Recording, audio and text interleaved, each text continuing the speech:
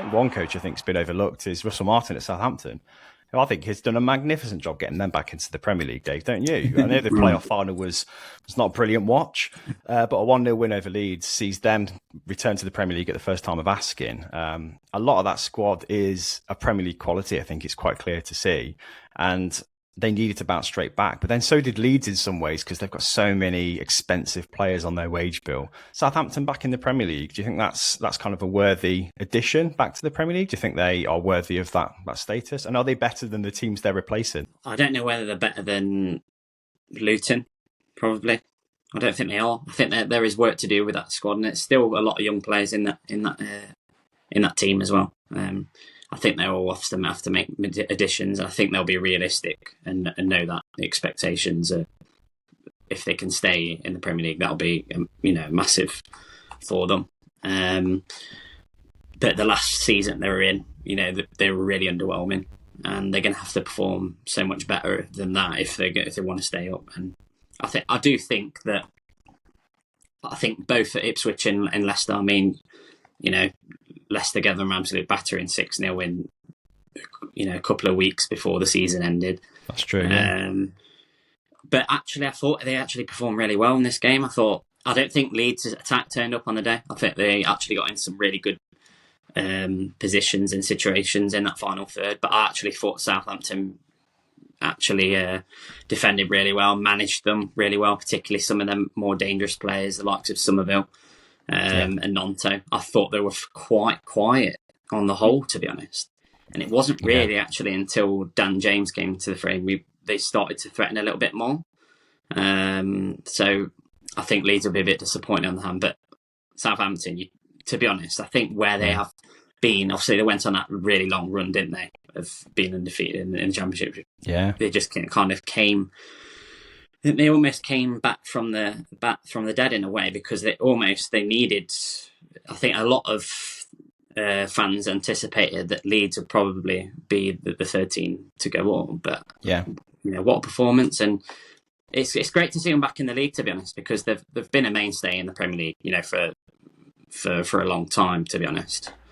Yeah, I think they've been a very front-footed team under Russell Martin this season as well. They generally dominate possession in most games.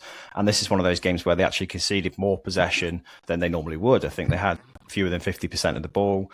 But they needed to, really, didn't they? And it just made for a bit of a stale contest. And I think playoff finals tend to be like that, don't they, really, Myles? I mean, Leeds could have scored a few. I mean, Dan James smacked the crossbar with a brilliant shot in one instance, didn't he, right before the final whistle went. So, pure luck on Southampton's part in some ways, but you make your own luck when it's this tense. Yeah, and the defensive structure kind of fell apart for Leeds for the goal as well, didn't it? Armstrong had so much space, and the line stayed far too deep. It was really poor from them. So I don't think they're anywhere near good enough for the league, I'll be honest.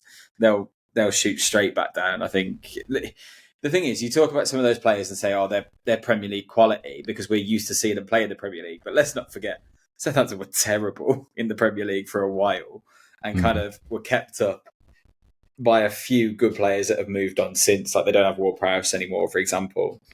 There is a reason that the likes of like Bednarek and Jack Stevens are down there at that level, and they probably are in that weird limbo of being too good for the Championship but not quite good enough for the step up. Like Adam Armstrong, for example, he was largely anonymous in his time in the Premier League but looked excellent in this game.